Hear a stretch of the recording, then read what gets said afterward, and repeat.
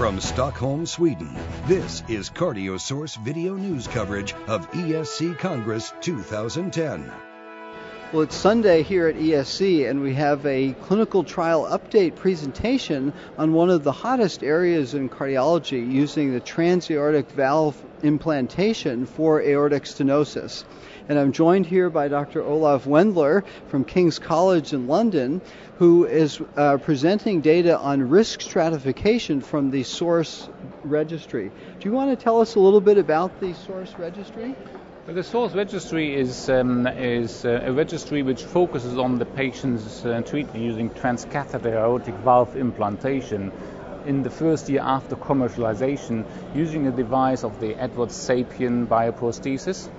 And the interesting thing about the registry is that this device is a device which can be deployed by a surgeon, so the apex of the left chest wall, apex of the left ventricle, or through the femoral artery by a cardiologist. And the registry is actually looking at the results of these patients at 30 days and 1 year after surgery. Well, this is a terrific one where I guess you have an interdisciplinary team that might individualize which approach might be best for which patient? Yes, we discuss actually every patient who is referred to us after they have their initial investigations, which focus on how can the potential valve be deployed in the patient from the technical point of view, accesses or investigates the comorbidities of the patient. After we have all this information together, we meet as a team between cardiologists, surgeons, even anesthetists, geriatrists, and to find and identify the best mode of treatment for this patient, or maybe even of medical treatment if for technical reasons the TAVI treatment is not suitable. Well, this gets right into what you presented, 1 year mortality data. What did you find, and who were the patients in this cohort? Well, for the total group, the survival is 76%. There are, for the two approaches, the transapical and the transfemoral, it's a little bit different in the way that the transfemoral has better outcomes in terms of survival of 81% at 1 year. The transapical has a little bit worse survival of 71%. That has something to do with the fact that for the transapical approach, we usually choose patients who have access problems in terms of femoral arteries who are too small or who are diseased with atherosclerosis. So the group of patients who have the transapical procedure, they are usually the sicker kind of patient in terms of comorbidities, and that's the reason why we expect different kind of outcomes in terms of 1 year survival. Yeah. And then you looked at what are the predictors of mortality at 1 year, so a nice long-term outcome. What kind of factors did you find?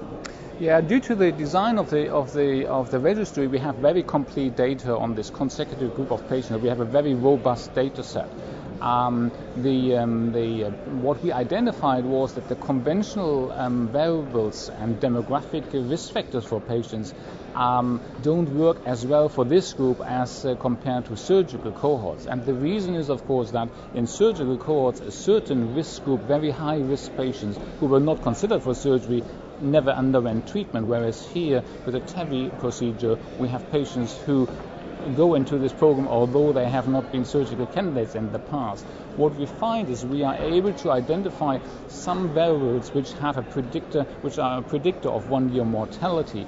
On the other hand, we also realize there is an information we miss at the moment. We don't have, for example, good information on frailty of patients, on exercise capacity on patients, on where patients are in their life cycle, which would be, of course, very important because these patients are of high age and the mean age of the trial is 82 years.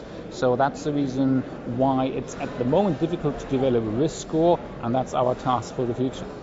It's terrific.